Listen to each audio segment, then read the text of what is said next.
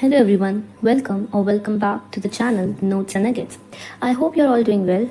So today we are moving on with the second chapter of ISC Commerce, that is business finance, capital, fixed and working capital, sources of finance, financial planning and sources.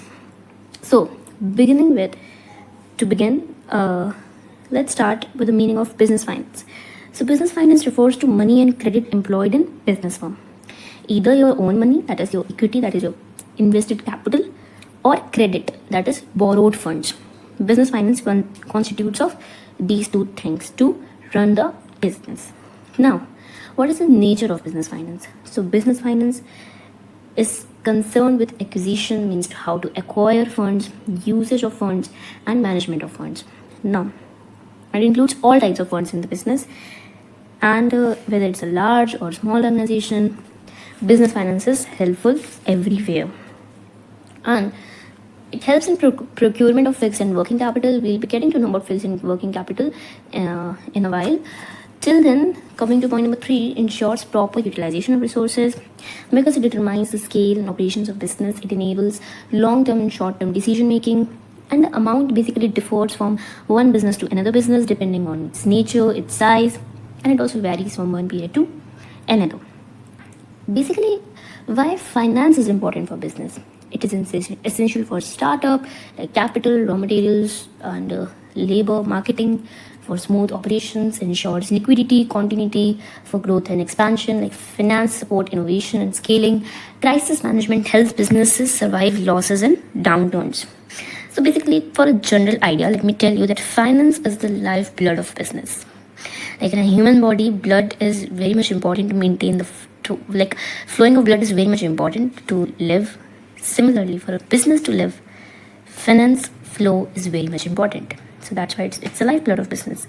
And no business and no firm can carry on its operations smoothly and successfully without the availability of right amount of funds and right cost and right time. Neither too much nor too less. Because if you'll have too much funds, then you have to return it to equity and debt, and you should not have less, of course. So basically, finance is used for establishing, for purchase of fixed assets, for growth and modernization of business. Finance helps to bridge the gap between production and sales. This is the main important line, that finance helps to bridge the gap between production and sales. Now, coming to the sources of finance. Internal sources like retained earning, depreciation funds, but external sources like equity, preference, debentures, bank credit, trade credit, government grants. Now, sources basically depend. If you have a sole proprietorship business, you'll be needing your own capital. Then you can raise loans, and you can raise loans from friends, relatives. You can have short-term loans and long-term loans. If you're in a partnership firm, the partners can bring capital and agreed ratio. They can also take loan. But you're in a joint stock company, then you require a large amount of capital, and that can be raised to issue of shares, retained profits, debentures, loans, all of them. So it's basically depends. Now, after that, we are going to see what is financial planning. So financial planning is the process of estimating the financial requirements of an organization, choosing the sources of funds, and deciding how the funds are to be utilized. Now, what are the features of financial planning involving decision when, how, and why?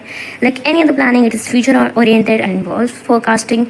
It decides the capital structure. The scope is wide because the amount of fixed capital, working capital, implementing, monitoring, all this is required. Now, coming to the objectives, that is educate funds, avoid wasteful financing, and maintain liquidity. So it basically which involves decisions concerning capitalization, capital structure, capital budgeting, credit and collection, dividend policy, all these things. Now, of course, it also depends on the objectives of the firm, nature of industry, size of the firm, capital market conditions, and degree of risk, all those things. Moving to the capital structure, this is the most important topic, that what is a capital is made up of. So capital, the structure is composition is make up the amount of long-term finance, that is the ratio between equity and debt. Okay, now the ratio between equity, that is own funds, and debt, that is borrowed funds, is called capital gearing, capital structure, or financial leverage. Okay, now moving on to the factors that affect capital structure. So the first one will be cost of debt versus cost of equity. company's cash flow position, control consideration, the risk factor. If there are people like equity shares who are, who are taking risk and they don't get, fixed rate of dividend, or people like debentures who are ready to give loan to the firm, but at the permanent rate of interest. Trading on equity. Now, trading on equity means financial leverage when a company is basically moving on trading on thick equity. That is, when equity dominates the capital structure, that is known as trading on equity. Okay. Now, flexibility and solvency. For example, a good capital structure should be flexible so that adjustments can be made whenever the need arises. Now, coming to the fixed capital. Now, what is fixed capital? Fixed capital is capital invested in long-term assets like land, machinery, like buildings, vehicles, furniture. It is also known as block capital, because once it is invested, you can't, it's not like so recurring so that you can just immediately, like once a building is made, you have invested thousands of, lakhs of rupees to make a building, and now that money is blocked in that building. Okay, now you can't recover that instantly. Okay, now what are the factors? Nature of business. For example, public utilities undertaking like railways, city transport undertakings, and electricity supply concerns require heavy investment in fixed assets, and trading concerns requires less. Your scale, your size, your technology, diversification, growth, availability of finance and assets, these all things matter a lot. For example, on capital intensive techniques or labor intensive techniques, you are dealing in multiple product lines or a single line product, all these things determines. Now, what is working capital? Working capital is just the opposite of fixed capital. This is the capital that you require for day-to-day operations. Okay. It is known as a circulating capital. It's a cycle that is cash, raw materials, work in progress, finished goods, receivables. Now, this cycle is going to continue till the time business is running because it's a cycle of working capital. Now, there are many types of working capital. That is permanent working capital, temporary or variable working capital, and gross working capital and net working capital. So, gross working is the total amount of money that is invested in current assets. So, gross working capital is equal to book value of current assets, and net working capital is current assets minus current liabilities. Now, what is permanent working capital? Permanent working capital has two major categories, that is initial working capital and regular working capital. Then temporary working capital has also got two categories, that is seasonal and special, when you need like during peak periods or emergencies at that moment. Now, what are the factors that affect working capital? Business type, like we already went through the fixed capital where the point was nature of business. Okay, therefore public utility undertaking requires less working capital as they do not have to maintain inventory, your production cycle, market conditions, season demands.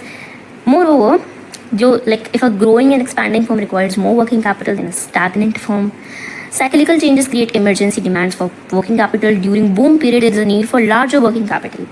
And if your firm has a liberal credit policy, then more working capital is required. Your manufacturer cycle, the time between the purchase and sale of raw materials also matters the most. In conclusion, it's simplified that finance is the vital stage. Right capital decisions ensures profitability, solvency, growth.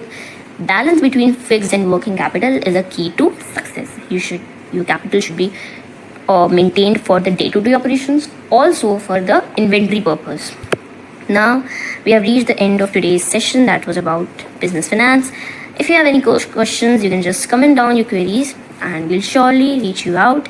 And please do not forget to subscribe and like, share, comment. Thank you.